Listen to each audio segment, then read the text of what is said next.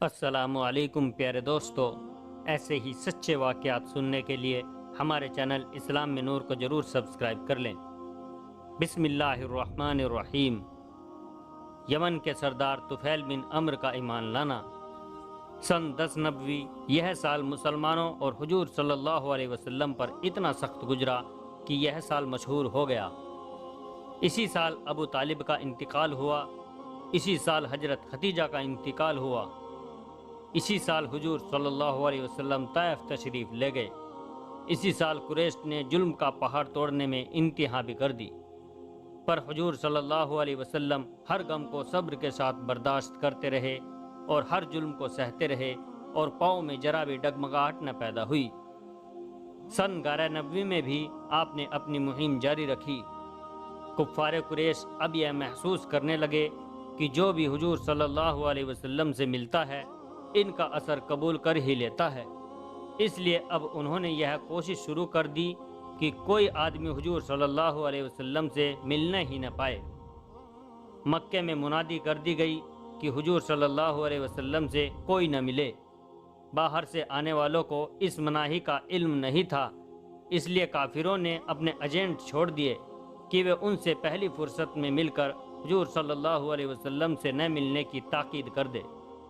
ایک دن مکے کی گلی گلی میں یہ خبر گرم ہو گئی کہ طفیل بن عمرو دوس قبیلے کا مشہور سردار مکے میں گھومنے آ رہا ہے۔ قریش نے پوری شان کے ساتھ اس کے سواگت کی تیاریاں شروع کر دی۔ ایک دن سورج نکلتے ہی قریش کے تمام سردار بڑی شان سے مکہ سے باہر نکلے اور بہت دور تک لائنوں میں کھڑے ہو گئے۔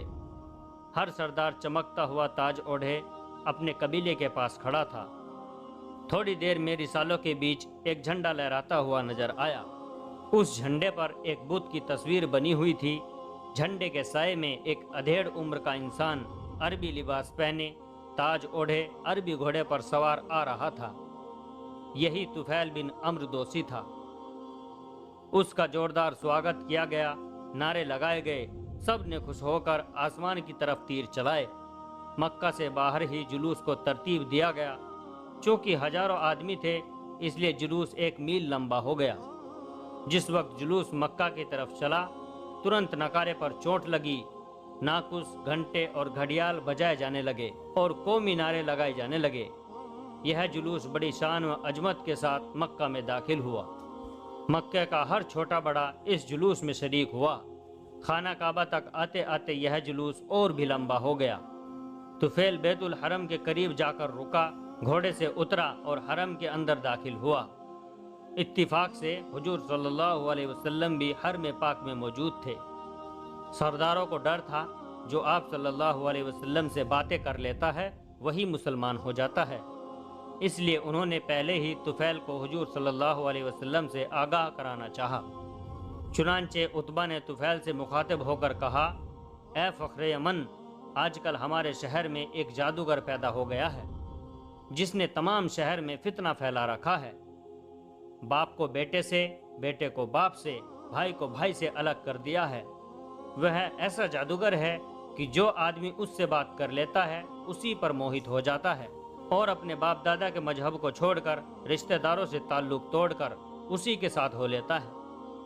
آپ کو اس لیے آگاہ کیا جاتا ہے کہ احتیاط کریں اور اس جادوگر سے بات نہ کریں۔ طفیل نے کہا، یہ عجیب بات ہے، اس جادوگر کا کیا نام ہے؟ عتبہ نے کہا، محمد۔ طفیل نے کہا، آخر وہ کیا کہتا ہے؟ عتبہ نے کہا، وہ کہتا ہے کہ خدا ایک ہے، بتوں کو چھوڑ کر اندیکھے خدا کی پوجا نہ کرو۔ طفیل نے ہنس کر کہا، یہ عجیب بات ہے، اطمینان رکھو، میں اس سے بات نہ کروں گا۔ شاید یہ وہی آدمی ہے جس نے یمن کے مشہور جادوگر جماد کو بھی اپنے مذہب میں داخل کر لیا ہے۔ عتبہ نے کہا، یہ وہی آدمی ہے، آپ دیکھ لیجئے، وہ سامنے کھڑا ہے۔ اس نے حضور صلی اللہ علیہ وسلم کو دیکھا۔ آپ کے چہرے پر جلال تھا اور رعب یا کھچاؤ تھا۔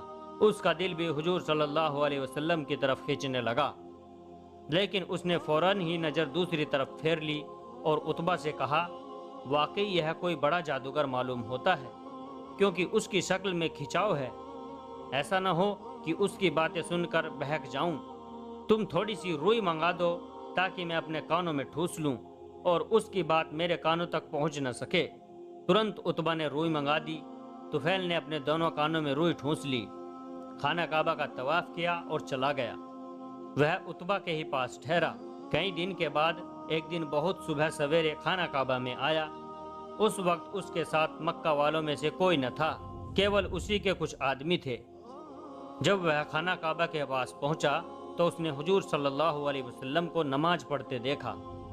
حضور صلی اللہ علیہ وسلم اس وقت قرات سے نماز پڑھ رہے تھے۔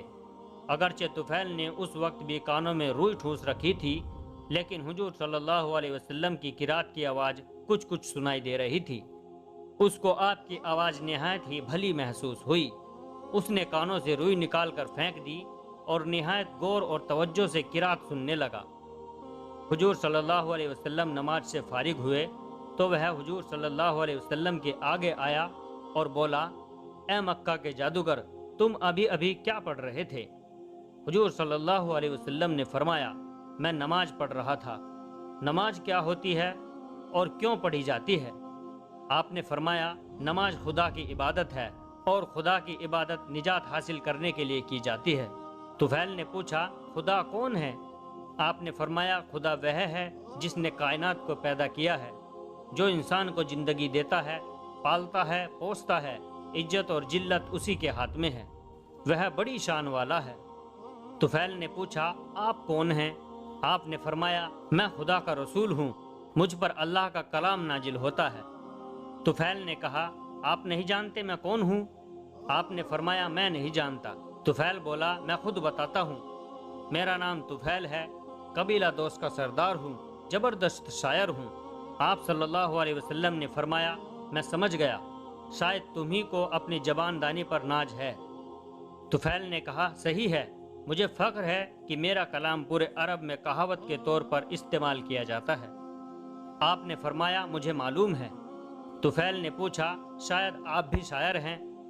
حضور صلی اللہ علیہ وسلم مسکرائے اور بولے، میں شاعر نہیں ہوں، لکھنا پڑھنا نہیں جانتا، مجھ پر خدا کا کلام نازل ہوتا ہے۔ طفیل نے کہا، اچھا آپ مجھے خدا کے کلام کا کچھ حصہ سنائیں۔ آپ نے فرمایا، غور اور توجہ سے سنو۔ حضور صلی اللہ علیہ وسلم نے سورہ انعام کی کچھ آیتیں سنانی شروع کر دی۔ طفیل بڑے غور سے سنتا رہا، اس کا دل کلام الہی میں رمتا رہا، یہاں تک کہ اس کا جسم کانپ گیا۔ حضور صلی اللہ علیہ وسلم خاموش ہوئے تو بے ساختہ طفیل نے کہا، اے محمد، میں نے آج تک اتنا زوردار کلام نہیں سنا تھا۔ میں زبان کا ماہر ہوں، اچھا شاعر ہوں، بڑے بڑے لوگوں سے کلام سنے ہیں، پر کسی کے کلام میں اتنی مٹھاس اور اتنا بڑک پن نہیں دیکھا۔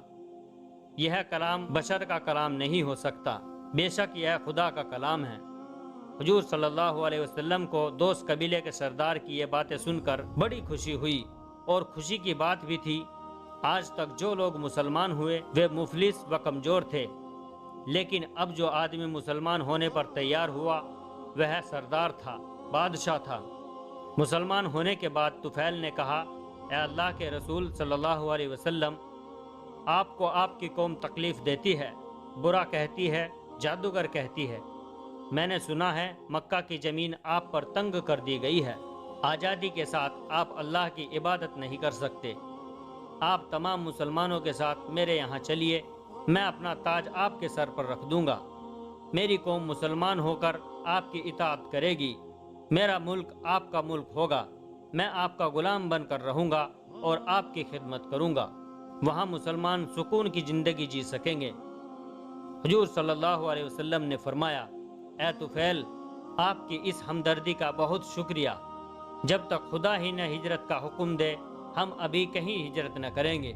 آپ تو بس اتنا کیجئے کہ اپنی حکومت میں جا کر اپنی رعایا میں اسلام کی تبلیغ کریں، لیکن زبردستی نہیں، تبلیغ کے ذریعے۔ کیا آپ کو یہ منظور ہے؟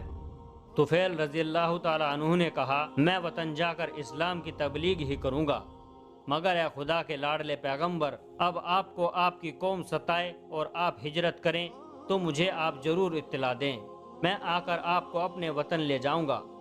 آپ نے فرمایا، میں کوئی بھی وعدہ کرنے میں مجبور ہوں، ہاں آپ کے ملک کو ہجرت کا حکم ہوا تو میں خود آپ کے پاس آؤں گا۔ तुफैल ने हुजूर सल्लल्लाहु अलैहि वसल्लम के दस्ते मुबारक को बोसा दिया और रुखसत होने की इजाज़त चाही। आप सल्लल्लाहु अलैहि वसल्लम भी उठकर अपने मकान की तरफ तशरीफ़ ले गए। तुफैल के मुसलमान होने की खबर जंगल की आग की तरह पूरे मक्का में फैल गई। इससे पहले कि वह उतबा के मकान पर पहुंचता, वहां मक्का के सरदार जमा हो गए और तुफैल के पहुंचते ही अबू लहब ने पूछ लिया, ए ताजदार यमन, मक्का के बड़े जादूगर से मिले? तुफैल ने कहा, ए कुरैश, जिसको तुम मक्के का बड़ा जादूगर कहते हो वह जादूगर नहीं है, वह खुदा का रसूल है।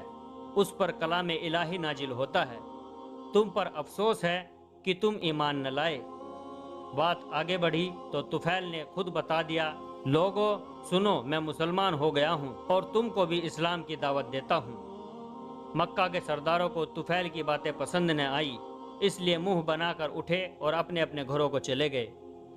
जब तमाम लोग चले गए तो तुफैल ने अपने लोगों को भी कूच का हुक्म दे दिया। चूंकि मक्का के सरदार तुफैल से खफा हो चुके थे, इसलिए जाते वक्त उन्हें कोई पहुंचाने न आया और तुफैल ने भी इसकी परवाह न की और वहां से रवाना हो गए। प्यारे दोस्तों, वीडियो अगर अच्छी लगी हो तो वीडियो को लाइक और शेयर कीजिए और हमारे चैनल इस्लाम में नूर को जरूर सब्सक्राइब कर लें और जाते जाते हमें अपना एक प्यारा सा कमेंट जरूर कर दें। अस्सलाम वालेकुम रहमतुल्लाहि व बरकातुहू।